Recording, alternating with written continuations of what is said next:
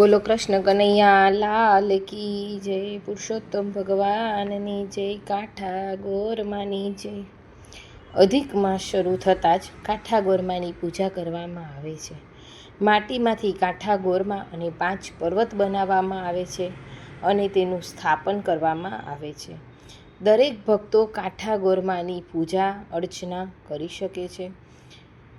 દરેક ભક્તોએ વહેલા ઉઠી નાહી ધોઈ કાંઠા ગોરમાની પૂજા કરવાની હોય છે। કાંઠા ગોરમાની પૂજા કરતી વખતે સૌપ્રથમ પાણી વડે કાંઠા ગોરમાને છંટકાવ પાણીનું કરવાનું હોય છે।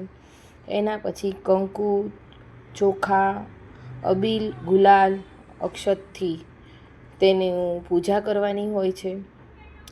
સૂતરના દોરાથી અને નાગલાથી માતાજીનો શણગાર કરવાનો હોય છે।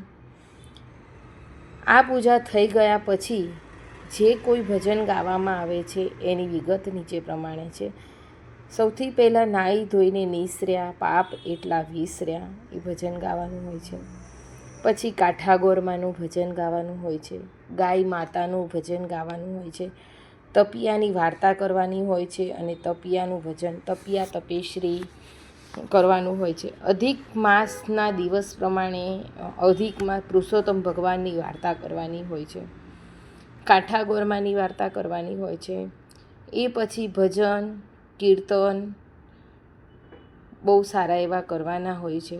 કાંઠા ગોરમાની આરતી અને થાળ કરી કાંઠા ગોરમાની પૂજાનું સમાપન કરવાનું હોય છે। આમાં કંઈ રહી જતું હોય અને ભૂલ થતી હોય તો મને માફ કરજો। અને આ રીતે કાંઠા ગોરમાની પૂજા કરવાની હોય છે। જય